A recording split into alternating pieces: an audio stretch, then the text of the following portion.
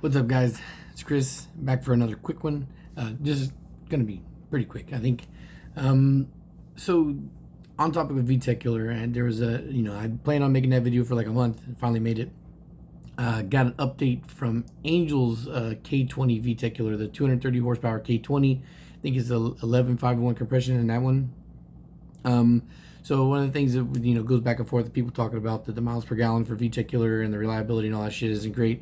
Well, I think he said he was getting 24 to 28 miles per gallon, and also we got a little quick update for what it does on a quarter mile. It's also in an EP3. It was on street tires. Now, what I'm gonna tell you is not gonna blow your minds at first, and you're gonna think about it, and then you're gonna have some respect for it. Because first off, got to start off with saying that Angel had never made a pass before in his life. Even if you race in the streets on a regular and you're used to launching and whatnot in the streets, it's still not the same as would be on a track. And he didn't tell me anything about that, but he's told me he was nervous as fuck, didn't really have a lot of confidence because, again, never made a pass before. So he goes in and he makes two passes. One pass he ran a 16 spinning tires. Okay, again, not impressive, but spinning tires. His second pass, or I'm not sure which order they came in, but his other pass was the better pass, was a 14.9. Now, if you're thinking 14.9, holy fuck, well, 14.9 being the first time he's ever at the track, and he missed fourth gear. So, impressive. I think that, considering the fact that he's never been on a racetrack before, and generally speaking, if you take somebody that has no experience driving a car and you put somebody in there that has experience racing, you put a driver mod in there, then usually you can see a whole ass second come off that time for that car as it is. Like, as it sits, 1 second better timing. This is consistent. If you watch a lot of people race, do circle track, quarter miles, or whatever, especially quarter miles, I think it's one thing you see more often is people switching out the driver. Like, how many times you see people get criticized for, like, oh, that's how fast your car is, but what did you do in it? And you can see wildly varying quarter mile times depending on the driver. If it's a super fast car, you can see like several seconds, not just one, right? So like Humble Performance or one, like a lot of times the people criticize the drivers of those cars because there's a whole bunch of times that Alex has driven the cars. Now, I've also seen a lot of the owners drive their cars just fine, but Alex has hopped in the cars several times and done much better passes than the owners.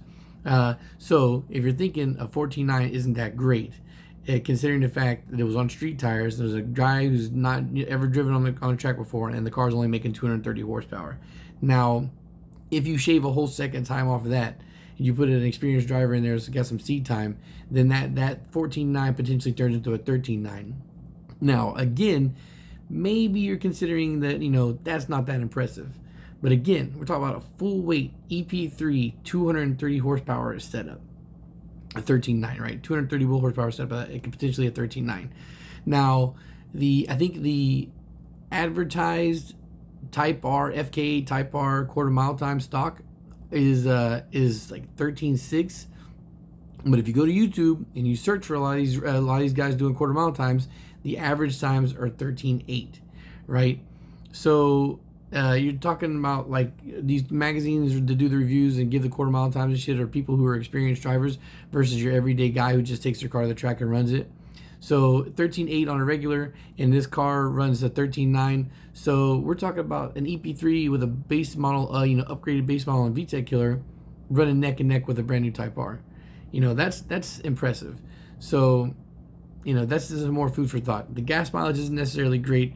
The quarter mile times is got high potential. Now think about if you're taking that same engine, the same 230 horsepower engine, and throw it into like an old EG or an EF. You're looking at potentially a 12-second car there, which is what I've said a lot of times too. Back before in the past, you make 210, 220 wheel horsepower in those older cars, and you're an experienced driver, got slicks and whatnot. You're running a high 12. That's extremely impressive. And again, this is one of those things where you can go and dig around the internet, and there's plenty of years worth of drag racing out there on YouTube to see. So super respectable quarter mile potential, very respectable power. The miles per gallon isn't looking bad. this is it's a great, definitely again a great option. Like whether you want to do this at home yourself or whether you want to come through me for a build. Of course, I tend to cater to people who don't have the most money in the world to spend. Now, recently it seems like more of my builds have been higher dollar, and of course that's great for me because that means more potential power when the guys come back with results. But I'm always down for these budget builds because I think that the more budget friendly the project is, the more readily available it is for people to get into it. And yeah, I just dug through my stash looking for a crank for the D16 I have on the stand. And I also picked up 2 more K24 cranks out there, and apparently I have a very large supply of D16 cranks. So I right now am in protected, weather controlled. I have 2 K20A3 cranks and 3 K24 cranks. The K20A3 cranks, again, you can keep base model rods and still do something like that. Or there's the Chinese brand who will not be named who makes rods for those cranks, so you can still make that a potentially high powered engine. All right, guys, so again, said it was going to be quick, 6 minutes in. Social media links in the description down below. If you got any questions, ask them in the comments below, even if it's not related to the topic of this video, because I do not answer questions in my DMs anymore, guys. My DMs are reserved for business only. All right, guys, thanks for watching, and peace.